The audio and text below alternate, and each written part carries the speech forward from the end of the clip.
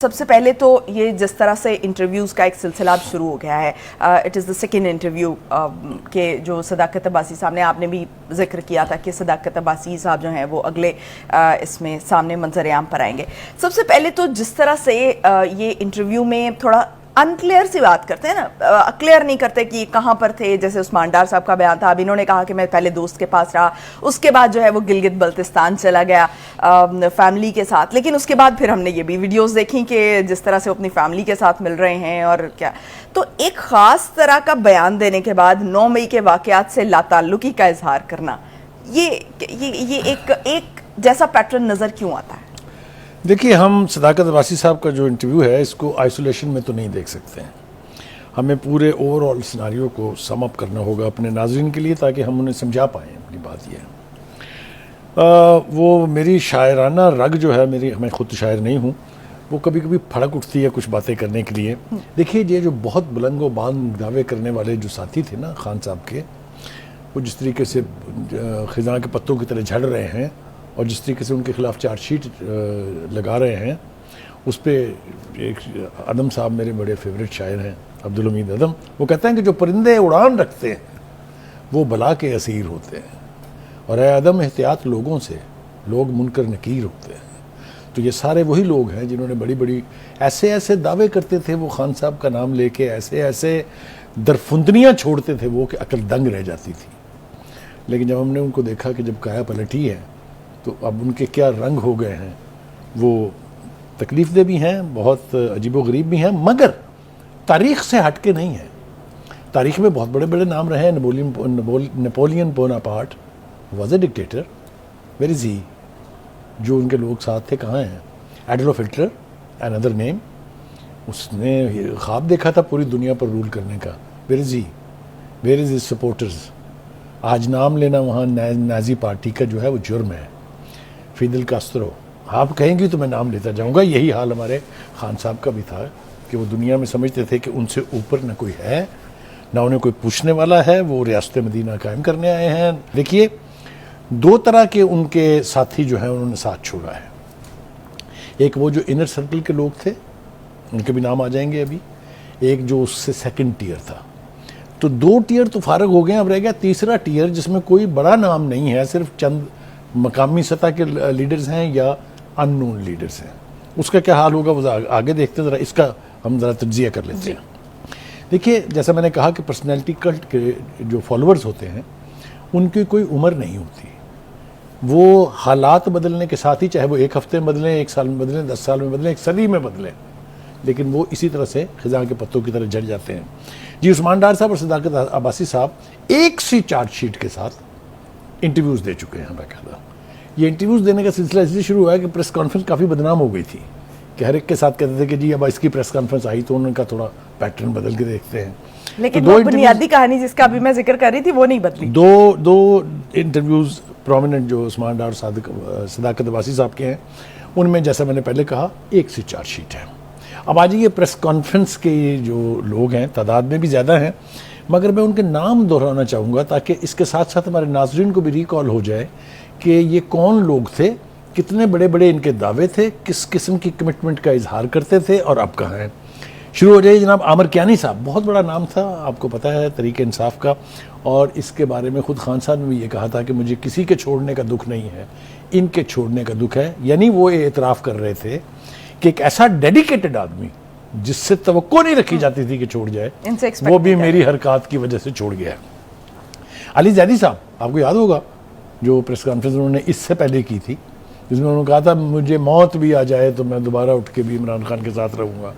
फवाद चौधरी, जिसने मेरे ख्याल से पीटीआई और खान साहब का मुकम्मल तौर पर बेड़ा गर्क करने में सबसे नुमायाँ किरदार अदा किया है, ये वो ज़ात शरीफ हैं। उसके बाद जनाब वो वसीम अकरम प्लस, जनाब उस्मान बुज़दार, जिसके बारे में फ़ौज से लेके उनकी अपनी पार्टी के लोगों तक ने कहा कि खान साहब उसने अंधेर मचाया हुआ है, करप्शन जो है वो अनप्रेसिडेंटेड है, कोई उसकी लिमिट नहीं है, खुदा के लिए उसको बदल दें। उन्होंने अलीम खान को निकाल दिया, उन्होंने जहांगीर तरीन को निकाल दिया, उन्होंने अकरम प्लस को इसलिए नहीं निकाला कि वो जो उनकी मेंटोर हैं, जो उनकी मुर्शद हैं, उन्होंने कहा था कि अगर उस्मान बुज़दार गया तो तू भी गया, और हुआ भी वैसे प्रिसाइसली ऐसा ही। तो अभी याद है? सदाकत अब्बासी साहब ने भी तो इधर ही जिक्र किया ना, बुशरा या। बीबी पे डाला है सब या कुछ। आगे आ जाइए जनाब शीरी मदारी। आई मीन हमारे लिए वो बहुत मोहतरम है, इसलिए कि वो मेरी फेलो एडिटर भी रही हैं और पढ़ी लिखी खातून है। इंस्टीट्यूट ऑफ स्टेटिक स्टडीज़ जैसा अदारा और रीजनल स्टडीज़ जैसा अदारा उन्होंने चलाया हुआ है, और वो भी बहुत स्टॉन्च सपोर्टर मानी जाती थी तहरीक इंसाफ की। उनका जाना भी मेरे ख्याल से खान साहब के लिए एक बहुत बड़ा वो झटका होगा। है। Fayyazul Hasan Chohan who was considered to be the mouthpiece of Tehreek Insaf, कि अगर किसी को गंदी ज़बान में गाली देनी है तो उसके लिए फयाजुल हसन चौहान साहब को आगे रखना है। उसके बाद जनाब आ जाइए असद कैसर साहब, who was suppose to be the oldest hand in KPK politics, जिसको उनकी खिदमात के नतीजे में speaker of the national assembly बनाया गया। वो इस काबिल थे या नहीं थे, ये एक बात का सवाल है। उसके बाद आइए जनाब इमरान इस्माइल साहब, जिनको उन्होंने सिंध का गवर्नर लगाया था। उनके नारे और उनके तराने तो आपको याद होंगे, अभी तक भी कानों में गूंजते तो होंगे ना, वो जो भूलने जलसों वाली में वो चीज़ तो पढ़ते नहीं थे। उसके बाद जनाब मौलवी महमूद साहब, जो एक सेंसिबल बहुत ही वेटरन पॉलिटिशियंस भी थे।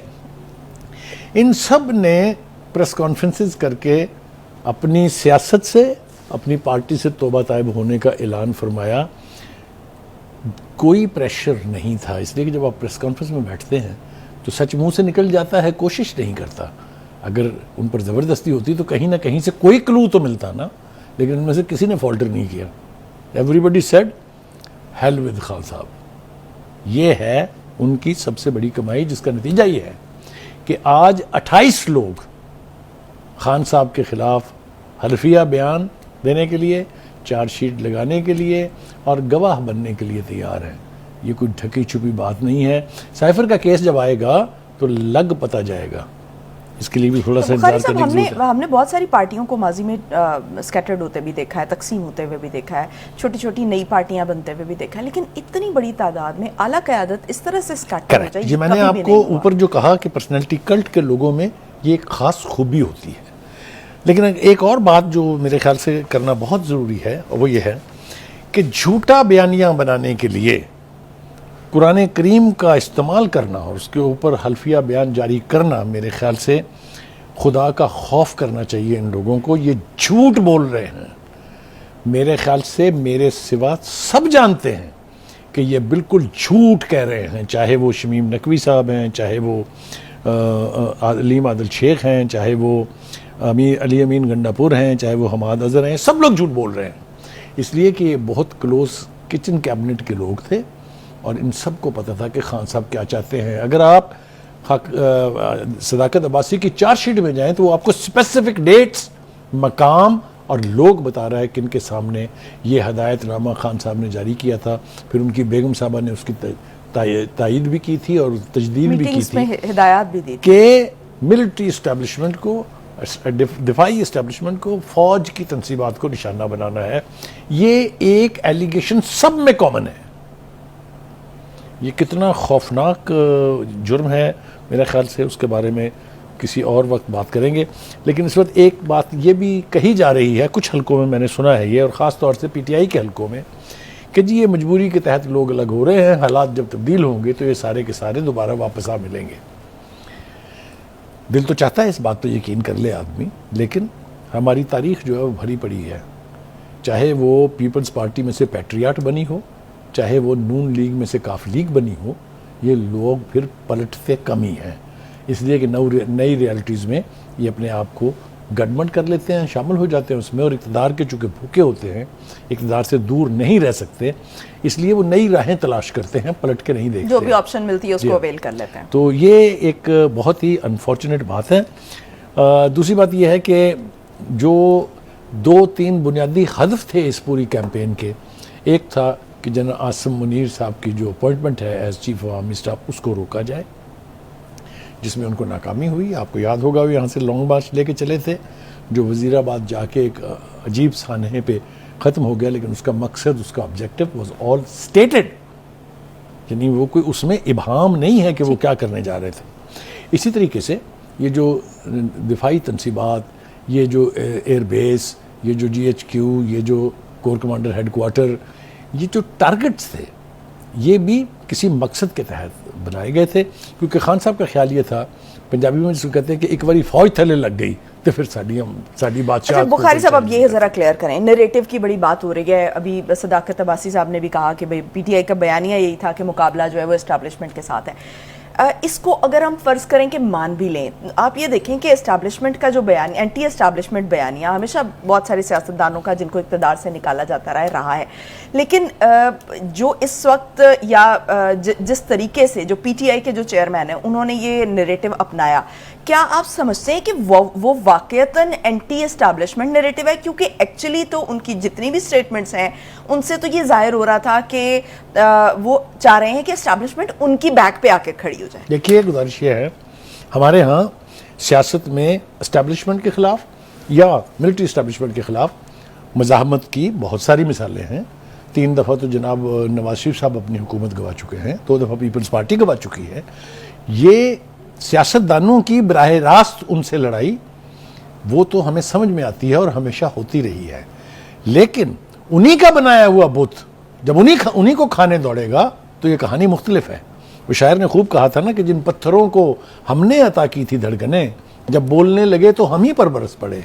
तो ये जो सूरत हाल थी ना कि अपना बनाया हुआ बुत खुद ही अपने बनाने वाले को खाने दौड़े, ये बर्दाश्त नहीं हो सकता। तो सदाकत अब्बासी ने ये भी तो कहा है ना कि जो इक़दामात किए हैं उनके नताइज का वो दुरुस्त अंदाजा नहीं कर सके। देखिए, एक सीजन्ड पॉलिटिशियन में और एक स्मॉल टाइम ऑपरेशन के आदमी में ये बुनियादी फर्क होगा। नवाज शरीफ साहब ने 3 दफ़ा अपनी हुकूमत छोड़ी, 2 दफ़ा पीपल्स पार्टी ने हुकूमत छोड़ी, उन सबको पता था कि इसका नतीजा क्या निकलेगा। उनको ये भी इदराक ऐसा नहीं हो सकता कि हम ये जंग मिलिट्री एस्टैब्लिशमेंट के खिलाफ जीत जाएं। वो अपने हक के लिए लड़ते रहे और बार बार हुकूमतें बनाई। 3 दफ़ा वो इसी यानी एस्टैब्लिशमेंट के हवाले से निकले और फिर इसी एस्टैब्लिशमेंट के होते हुए दोबारा इलेक्ट होके आए, इसलिए कि वो उनके बनाए हुए बुत नहीं थे। और अगर थे भी, जो कुछ लोग कहते हैं कि जनाब ये नवाज शरीफ साहब जो हैं ये जनरल ज़ियाउल हक की पैदावार है, तो उसने भी और भुट्टो ने अयूब को चैलेंज किया था और इसने उसकी बाकियात और उसकी लेगेसी को चैलेंज किया। लिहाजा इनकी लड़ाई हुई। जनरल ज़िया से तो खैर क्या होती, जनरल मुशर्रफ से लड़ाई हुई, जनरल आसिम, यानी मैं नाम कितने लूँ आपको याद है जो जनरल करामत थे उनको कैसे इस्तीफ़ा देना पड़ा। ये सारी इनकी लड़ाइयों के शाखसाने थे। इससे पहले आसिफ नवाज जंजुआ, वो मिसालें हैं। तो ये लड़ाई हमेशा आपको समझ में आएगी कि इलेक्टेड पॉलिटिक्स, जो इलेक्टरल पॉलिटिक्स है, उसके इलेक्टेड बंदे चैलेंज करेंगे हमेशा एस्टैब्लिशमेंट को कि एक हद से आगे ना बढ़े। लेकिन एस्टैब्लिशमेंट ही का बनाया हुआ बुत जब उनको खाने दौड़ेगा, उसका भी यही नतीजा निकलेगा जो निकला।